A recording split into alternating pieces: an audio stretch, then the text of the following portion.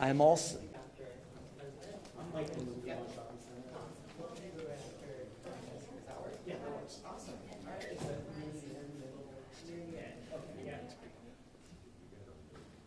all set, Cody. We're just going to get Councilor going up here. I think we're ready to go. So go ahead and kick us off. Okay, thank you. Thank you for coming here on such short notice. I'm sorry we're all gathered here on such a beautiful day for such disappointing news. I want to be clear about the situation we face. We now have a sudden influx of federal agents in our city. We did not ask for them to come. They are here without clear precedent or purpose. We have seen that their presence harms commerce and prosperity and opportunity in other cities like Washington, D.C. This is happening against a national backdrop of a federal government that may not even be open in a week's time. This federal mobilization is a distraction. Imagine if the federal government sent instead 100 teachers, or 100 engineers, or 100 addiction specialists.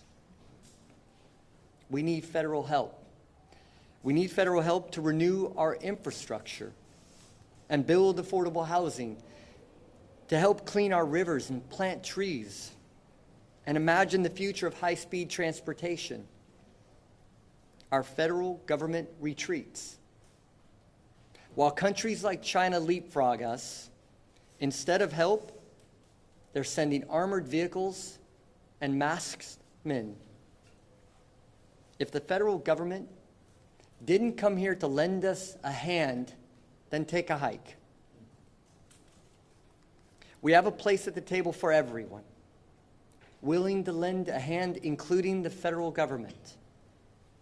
However, we have no tolerance for anyone in Portland who uses this difficult moment to hurt others or our home. Those with bad intentions should take a hike because they'll be held responsible for their actions. This may be a show of force, but that's all it is. It's just a big show. And after a big show, we know what happens. Everyone goes home. And that's what I want to see happen here. And thank you for your time and your presence this evening. I'd like to introduce Senator Mkeley. Senator. Thank you very much. Thank you. Thank you. Well, greetings, everyone. We've assembled on short notice, and thank you very much, Mayor, for organizing this, and all of our leaders who have come with just an hour of alert that President Trump appears to be following through on his federal conversation about sending forces to Portland. There's a lot we don't know, at least I don't know at this moment, how many are coming, what service they represent. Are they Federal Protective Services? Has the Organized National Guard come from other states? Is it FBI agents? Is it ICE agents? Is it Homeland Security agents? And what is their plan? Where is the coordination with the city of Portland? Well, here is what I do know. The president has sent agents here to create chaos and riots in Portland, to induce a reaction, to induce protests, to induce conflicts. His goal is to make Portland look like what he's been describing it as. Now, I was downtown yesterday checking out the ICE building. There were 3 women peacefully protesting outside. I was downtown again today. I saw a lot of happy people going to happy places. And boy, it looked like a very welcoming place for people around the nation to come. Nothing like the description President Trump put forward to the nation. But his goal is to make it look like the description he put forward to the nation. And our job is to say we are not going to take the bait. This is the Don't Take the Bait press conference. Our responsibility is to, yes, express our views. Yes, to protest, but best done at a distance from these federal troops, wherever they might be and whatever they are doing, because their goal is to create an engagement that will lead to conflict. Now, I feel like there are two red lines that we as community leaders should talk about. One red line is that federal agents never assault or rough up peaceful protesters. I was very struck by the Oregonian article this last week that said the staff of the Oregonian, and they weren't just reporting on something that we had witnessed or we had said or someone in the street said, saying the staff of the Oregonian had witnessed the agents on the street outside the ICE building roughing up completely peaceful protesters. Well, yesterday a group of us raised this with the regional ICE official and said, put an end to this. And she said, well, it's not my folks. It is Federal Protective Services. And we said, yes, but it's your building. And certainly you're both part of the same operation. Send the message that this red line must never be crossed, that there has to be a profound understanding that we live in the United States of America. We have a Constitution. We have a Constitution that grants us freedom of the press, a Constitution that gives us freedom of assembly, and that peacefully protesting as American as apple pie. It's a chance for regular citizens to find one other way to send their leaders a message. Yes, through the ballot box. Yes, by directly lobbying their elected leaders. Yes, by writing a letter to the editor. And yes, by protesting. The second red line is that protesters have to be absolutely nonviolent. Not to lob fireworks, not to lob stones. And right now, President Trump has one goal. He wants to induce a violent exchange. Let us not grant him that wish. Let us be the force of orderly, peaceful protest, celebrating our rights as Americans to express ourselves, and saying no to an authoritarian president who is raising some profound constitutional issues. Back in grade school, high school, we heard about something called posse comitatus. It means county power. And it comes out of an 1800s discussion following the Civil War about the appropriate role of military troops.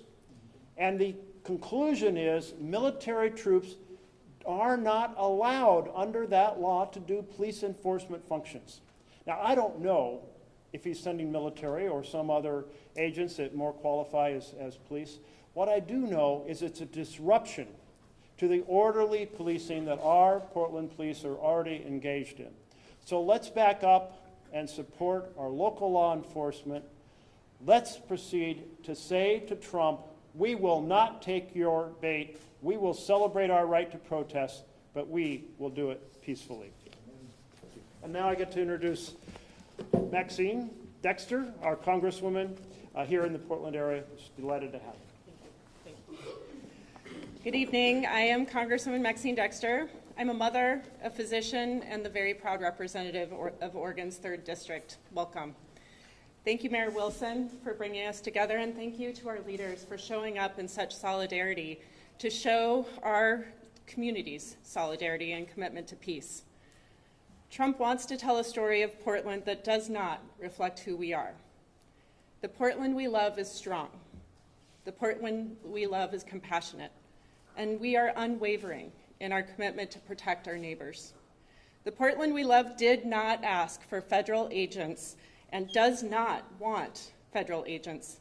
And let me be very clear. The Portland we love will not be divided by federal agents. That is what Trump wants, division. He wants us divided and distracted from his failure to govern, from his failure to provide livable communities, and his failure to deliver for the working people of this country. Do not take the bait. Do not give Trump's federal agents reason to escalate. Do not give them reason to harm our community. Anyone who uses this horrific show of force as an excuse to hurt people or damage our home does not have this community's interest at heart. In the face of fear, we choose courage. In the face of cruelty, we choose compassion. And in the face of division, Portland chooses community. We will stand with each other. We will not escalate in the face of federal agents' show of force, and we will get through this moment and come out stronger. Portland will stand together, stronger. I have the honor of now handing over to Chair Jessica Vega-Peterson. Thank you, Congresswoman. Good evening, everyone. I want to thank you all for being here. I want to thank everyone for showing up. I appreciate Commissioner Moyer and Commissioner Singleton being able to be here from the county. Everybody was coming together last minute, so those who aren't here I know are here in solidarity in spirit. So as you've heard, we're tracking reports that an influx of federal agents have been sent to the ICE facility in Southwest Portland and have also been spotted throughout our area. As we have said repeatedly, federal intervention is not wanted or needed in Multnomah County. My message today is to every community member who is living in fear of being targeted by this administration.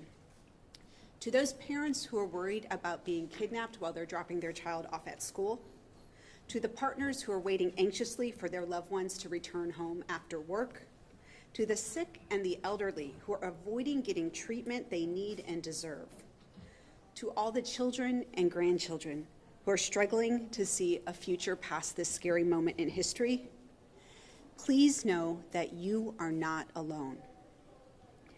I am here to remind you that Multnomah County is here for you. We are a sanctuary county in a sanctuary state, and we are committed to upholding that promise.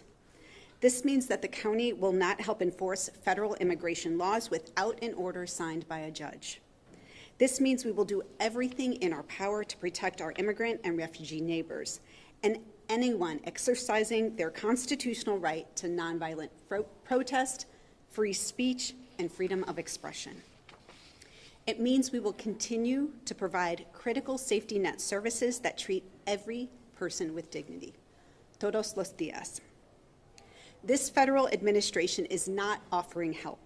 They want to weaken us, to divide us, to minimize who we are and what we have to give. We cannot let that happen, and we will not let that happen. I have loved this city since the moment I flew into PDX for the first time in 1994. I moved here because of the beautiful spaces, the spirit of the people, the vitality of the city that all deeply resonated with me. In the over 25 years that I've called Portland home, I know that there is no better place on earth.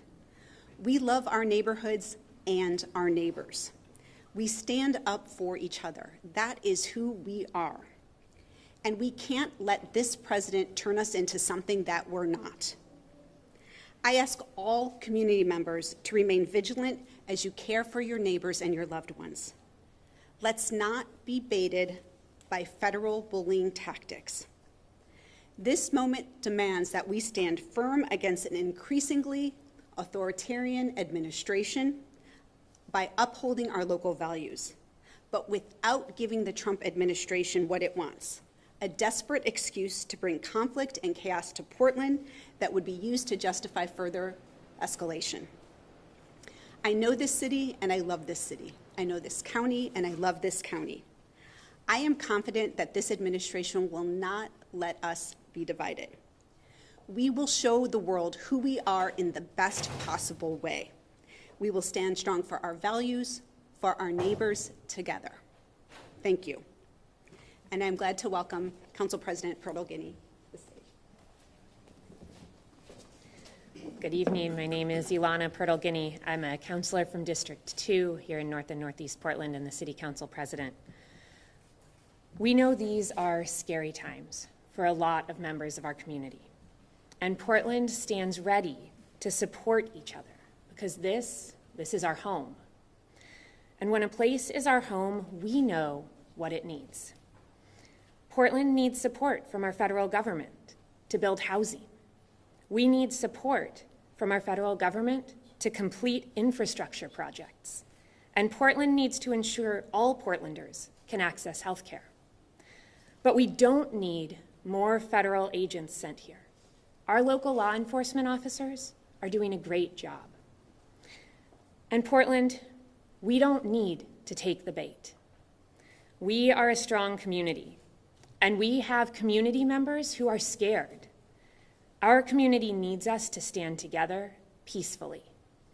Now is the time for all of us to speak out and make clear that any takeover of any community in Oregon is a violation of our autonomy and a danger to all of our communities. We can make that clear without violence. We can make that clear without division. We can make that clear together in strength, and that is what we will do in Portland. I'd like to welcome my colleague, Councilor Zimmerman, to the microphone.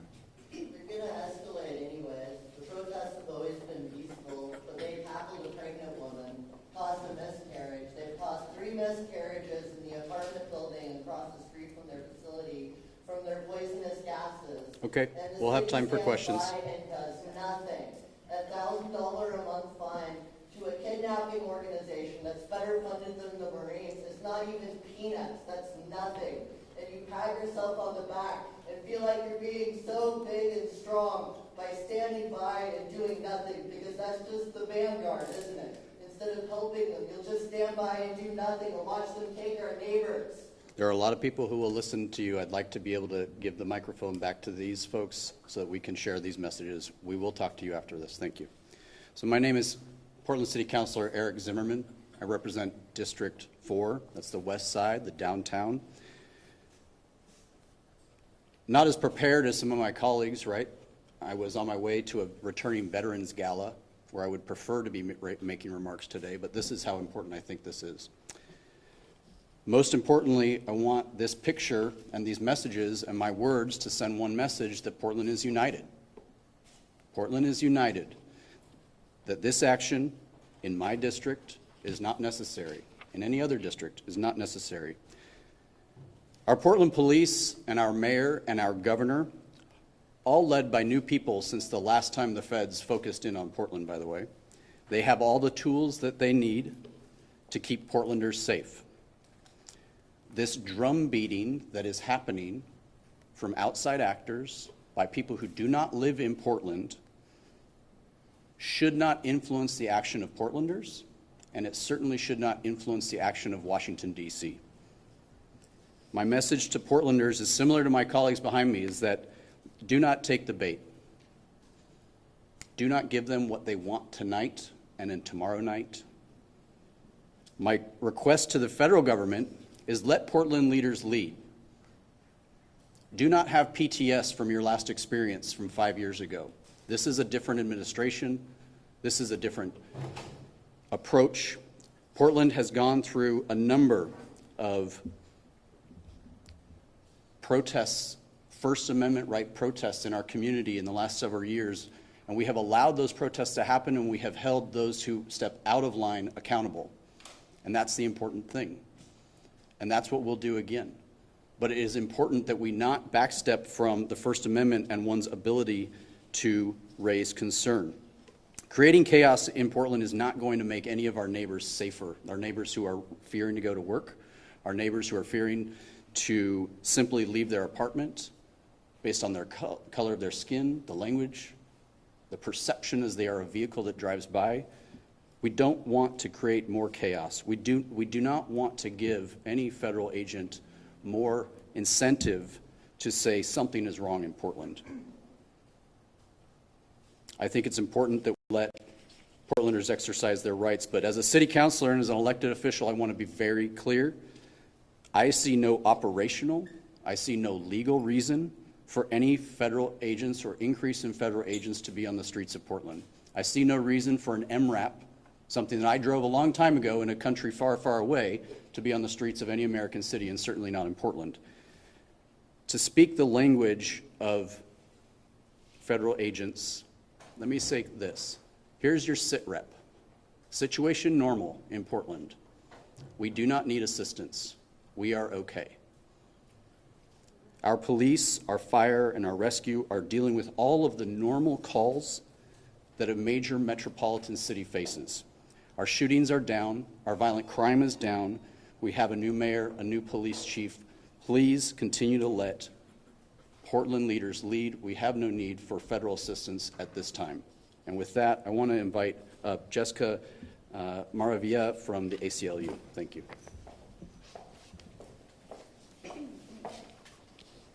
Thank you. My name is Jessica. I'm with the ACLU of Oregon, and I'm here today standing with the City of Portland and our elected officials to oppose this federal overreach.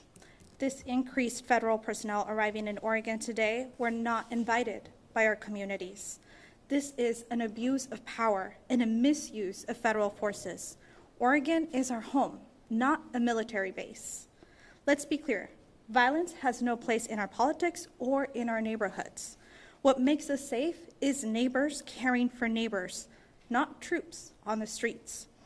Federal forces only undermine our ability to govern ourselves and to actually disrupt the work of local officials who are accountable to the people of this state. Oregonians are coming together across backgrounds, across beliefs, and across the state to say no to this unwanted military presence. We will meet these threats not with division or fear, but with unity and peace. Our message is simple and strong, no matter where we come from or what we believe. We want safe, locally governed communities, and we will stand together peacefully and resolutely against any attempt to take that away. Thank you.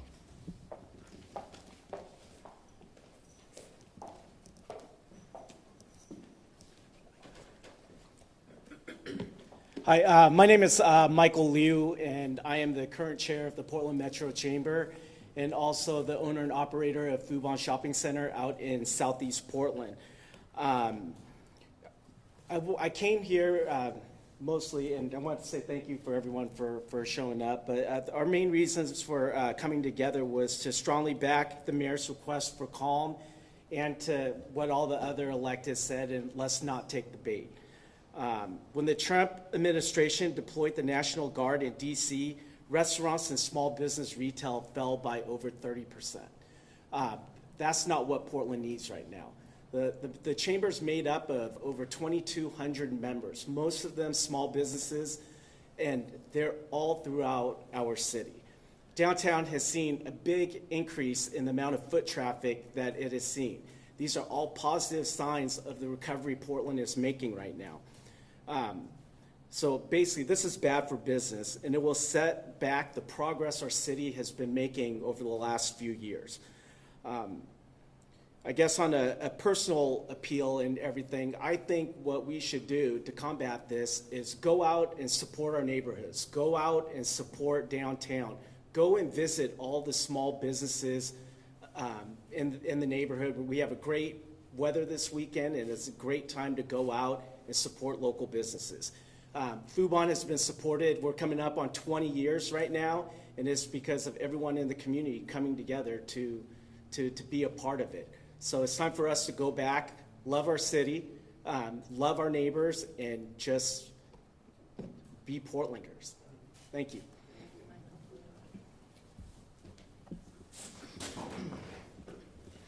Reverend Dr.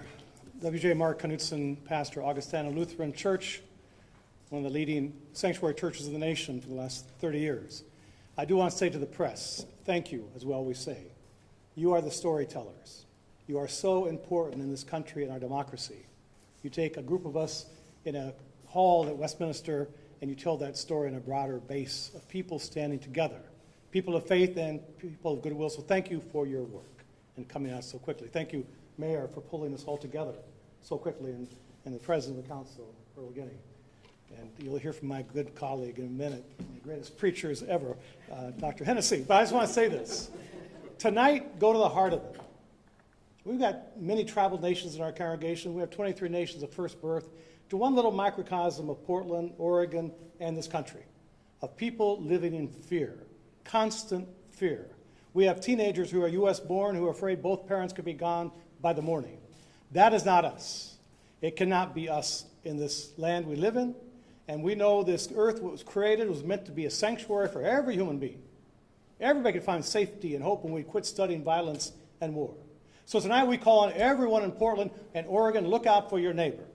This is us. These are our siblings. It's not somebody else, it's us who are under attack and under fear.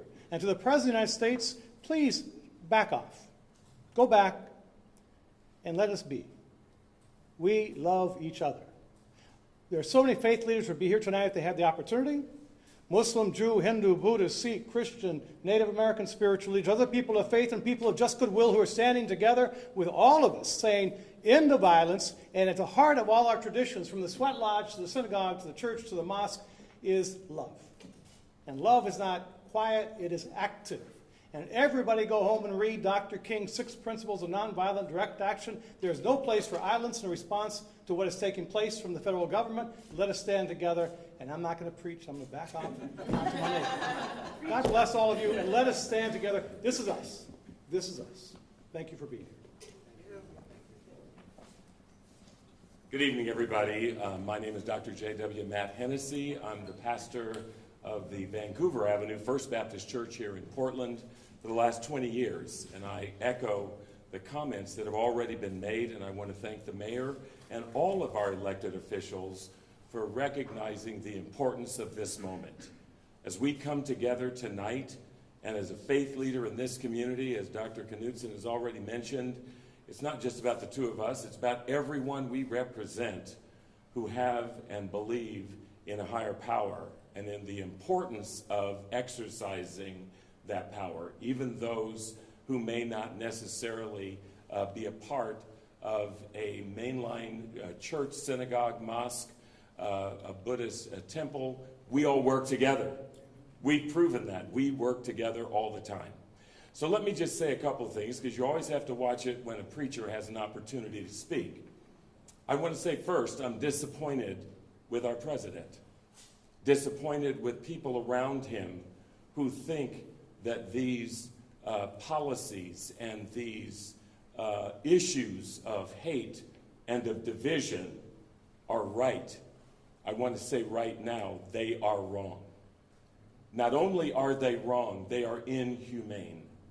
And ever since January, that's what we've been seeing. And the one thing we have to remember is that we are Americans.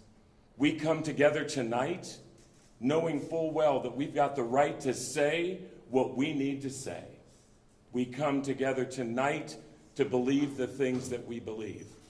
I love this city, and I have lived here for 37 years of my life. And I want to do everything, continue to do everything I can to make it the city that has the ability to be an example to cities all across the country and across the world. I'm grateful for our leadership. I'm grateful for the fact that within an hour, we can all come together to say no to the president, his policies, and things that he has done to try to divide us. But I have to say, as a former city official myself, if you want to know what's going on in Portland, Mr. President, and the people that work with you and around you, come to Portland. Call our mayor, call our senators, call our congressional representatives, call our county leaders, call our city leaders. Find out what it is that you can do to help us. The last thing we need is people who don't know us to try to tell us what it is that we need. So we want to say tonight that not only do we not at all believe that we need the influx of the folks that the president's sending here, what we need, as has been said before, is the ability for us to work together and strategize and say that if you want to help us, bring back the grants that helped us create wonderful opportunities to work in community, in law enforcement, in housing, in all the things that are important to us. If you want to know what it is, ask us, walk with us, talk with us. But we do not need the continued policies of division, of hate, because when you do that, we're going to keep on believing and working together across every line to make sure that we are doing our part. Here's the last thing I want to say. Preachers usually have 3 closest, but tonight I've only got 1. And that is to say, 40 years from now, when many of us are gone and some are really old, our offspring are going to wonder where we were. They're going to wonder whether we used our voice, whether we used our opportunity to speak up. And what I'm hoping for and what I'm believing in is that they will be able to say they did it right. They opened their mouth and they took action. And they worked together across every divide. They did the work that was necessary. And Portland and Oregon is better as a result. And so we are thankful, I'll say again, for you here and the press, for each of our leaders to get the story out. Portland, as has been said, we're not going to be divided. We're not going to let the enemy get the victory. What we are going to do is what those who came before us did. They sat down and talked with their enemy. I serve a church where Dr. Martin Luther King preached, but I want you to know Malcolm X's daughter has also been there as well. So we work across every line and work very much together. So tonight, I want you to know this is our time, and we're going to use our time to do great things and to work together and to stand against evil and stand against hate and stand against division. Thank you very much. We'll open it up to just a few questions, and I think some folks can stay after if you want to do some one-on-one interviews. So we'll just do a couple that maybe have a question. Can you go ahead and share your name and your name? And yes. Hi, everybody. Thank you so much for being available at 7 p.m. on Friday. For us folks that work night shift, we thank you. And my name is Barry Mangold. I work at K2 News. And my question is, how do you know? You guys mentioned that you don't know specifically how many cars or how many people or what agency. You mentioned reports are what you're citing. How do you know that there are federal agents in Portland? I can give you a rundown. Over this past week, the rhetoric from the White House had been clear. They have been clearly isolating Portland, and we see the conversation being had nationally. Yesterday, a memorandum from the White House specifically called out Portland and Los Angeles. We've been hearing rumors about a deployment. Today, those rumors became a reality. And as Councilor Zimmerman noted, we have armored vehicles on the streets of Portland and reported agents throughout our community. What we wanted to do here was come out first and let everybody know that we're in the midst of a renaissance, not chaos. If you walk out on the streets of Portland on any given day, you'll see people with hope and businesses flourishing and the hard and important work that our councilors are doing, that our commission is doing, that our congressional delegates are doing, and that our community organizations are doing to rebuild a city that's inclusive, that's focused on bringing everybody together, not dividing us, and certainly not a part of a made-for-TV event to divide us or show the nation that we are anything but together. So thank you, Barry. Doors Arden with the Oregonian.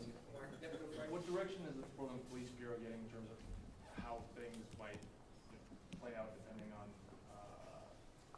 like what you observed in other cities? What direction are they getting? Can't speak for Chief Day, but we have conversations, and we are going to continue to do the hard and important work we've been doing. We're going to continue to apply the high standards that we've been applying. We have not been engaging, but the police have clear guidelines. If there is violence or vandalism, they will act. They will intercede. But we won't. They intercede when they tried to run me over We will not participate with federal immigration actions in any way. Will you stop their violence against protesters? When are you going to do that? We're peaceful. They're violent. I am a non-violent, peaceful protester who was across the street, and I got my face bashed in by